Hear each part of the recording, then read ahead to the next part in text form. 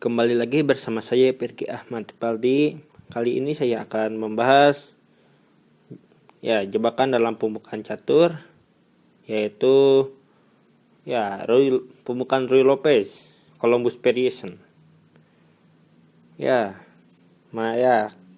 Perlu diketahui bahwa pembukaan Ruy Lopez ialah salah satu pembukaan yang sangat agresif, memiliki banyak sekali jebakan dan taktikal di dalamnya. Karena termasuk pembukaan yang bersifat terbuka, pembukaan Ruy Lopez berarti jadi gajah lebih berharga daripada kuda. Itu perlu diingat sekali. Dan sebagai pembukaan terbuka, perwira-perwira diharapkan mampu berkembang sebaik-baiknya dibandingkan dengan pion. Dan hal itulah yang melandasi jebakan ini. Langsung saja. Pembukaan Ruy Lopez seperti biasa. Setelah E4 E5, kuda F3, kuda C6, gajah B5. Seperti biasa kita akan melanjutkan main lain, yaitu Murphy Defense A6. Gajah A5, variasi normal. Lalu kita akan mengambil Columbus Variation atau B5. Setelah gajah mundur menuju B3, di sini hitam akan mengambil main line, yaitu kuda F3, kuda pendek, dan gajah C5. Bisa saja pada posisi seperti ini hitam memakan pion yang berada di M4, tetapi itu akan berubah menjadi permainan terbuka dalam pembukaan Ruy Lopez, yang artinya bertas posisi. Dan Mueller Defense juga dapat bertas posisi. Maksud saya ialah posisi seperti ini juga dapat diraih dengan menggunakan pembukaan Mueller Defense. Jadi setelah intinya pembukaan ini mirip-mirip dengan Mueller Defense dalam pembukaan Ruy Lopez. Jadi itulah yang melandasi jebakan kali ini. Langsung saja. Sekarang giliran putih untuk bermain, dan di sini putih sangat-sangat disarankan untuk memakan pion di E5.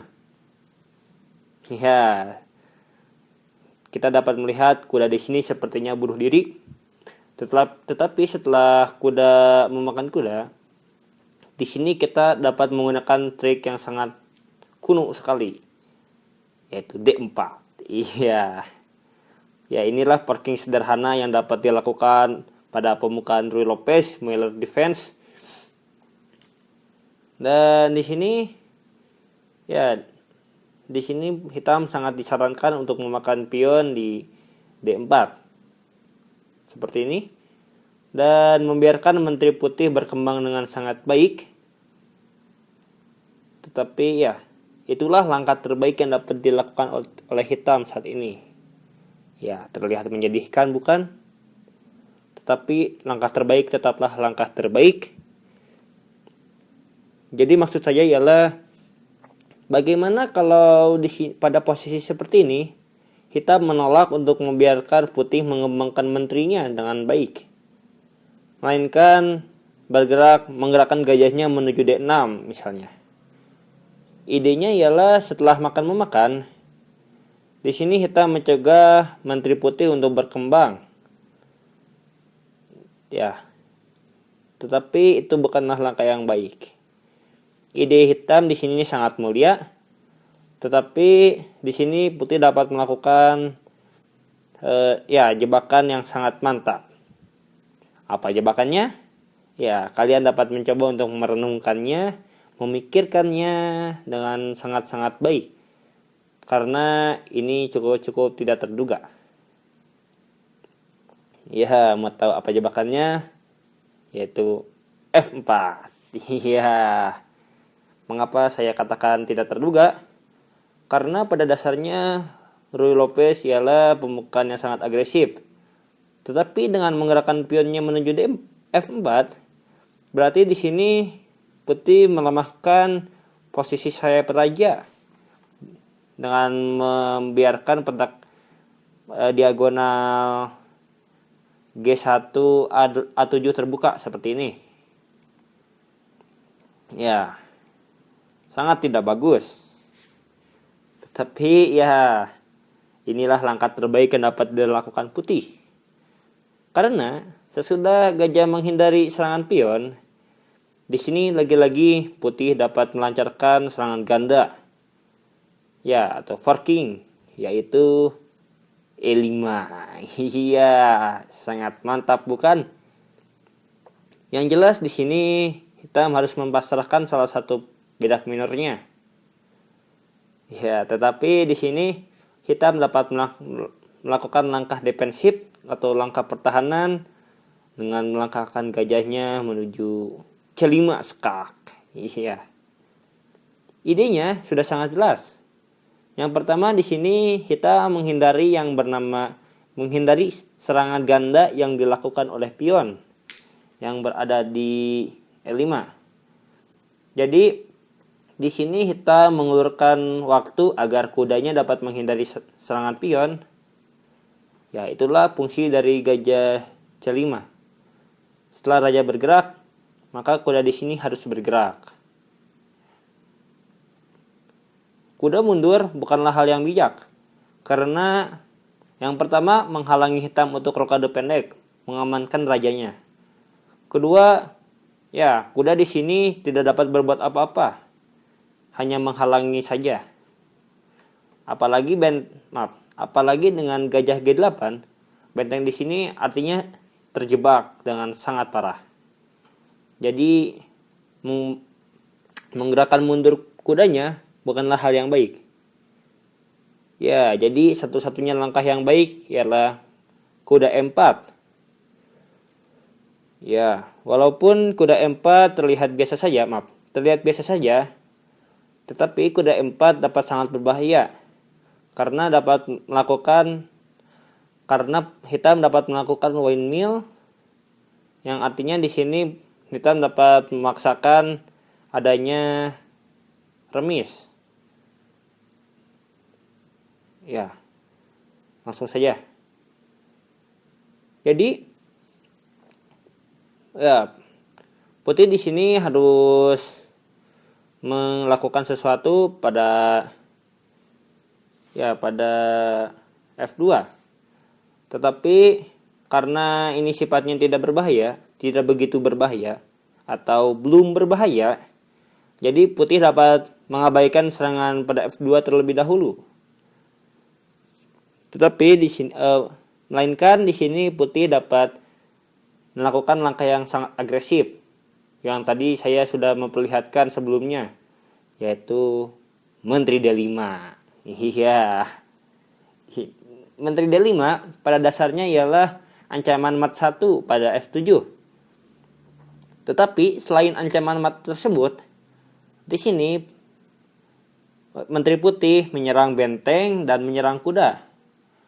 Artinya di sini Menteri Putih melakukan forking yang sangat dewa. Ya, menyerang 3 petak sekaligus. Dan ya, karena hitam diwajibkan untuk melindungi rajanya. Jadi di sini hitam sangat disarankan untuk rokade pendek, mengamankan rajanya dan membiarkan perwiranya diserang. Perlu diketahui bahwa saya tidak merekomendasikan memakan benteng pada posisi seperti ini, karena di sini hitam dapat melancarkan skak dan kita harus memakan kudanya dengan benteng. Ya, sangat merugikan. Tetapi kita tidak boleh egois dengan tidak memakan kuda dengan benteng. Karena menghindari raja dari skak dapat mengakibatkan skak discovery attack yang dilakukan oleh gajah hitam. Ya, seperti ini. Dan setelah raja bergerak, hitam dapat memulai serangan serangan dadakan dengan Menteri H4. Dan ya, di sini permainan putih dapat berakhir dengan seketika. Ya, maksud saya, ancaman maksud ini terlihat sangat berbahaya. Tetapi apabila kita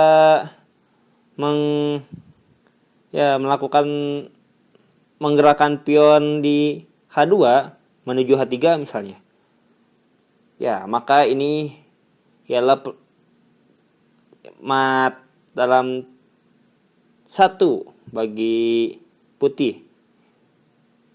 Jadi di sini putih dapat langsung kalah, hanya menggerakkan pionnya menuju H3. Karena setelah Menteri G3, maka 1 langkah lagi menuju kematian putih. Mau kemanapun putih bergerak, tetap saja di sini putih tidak dapat menunda skakmat pada H2. Sebagai contoh, gajah kali F7 skak, raja skak,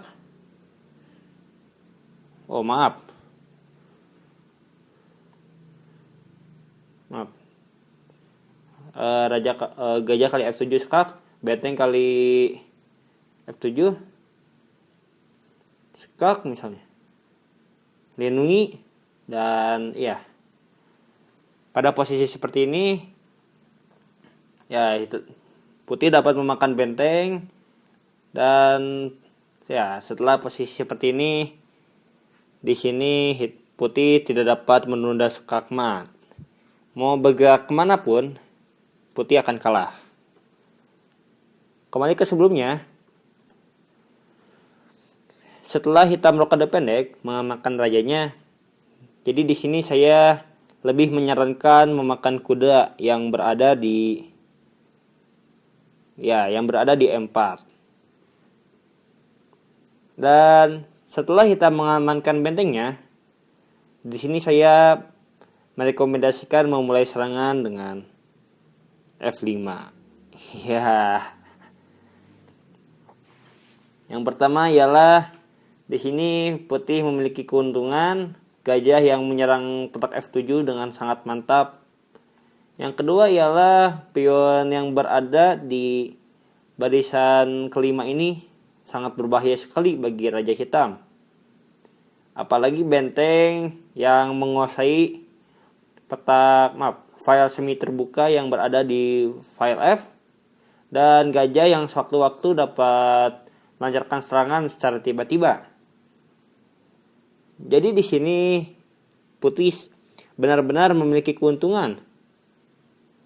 Ya, dan yang jelas ialah putih tidak perlu takut karena putih memiliki salah satu perwira, yang berarti di sini putih dapat memenangkan permainan dengan sangat mudah.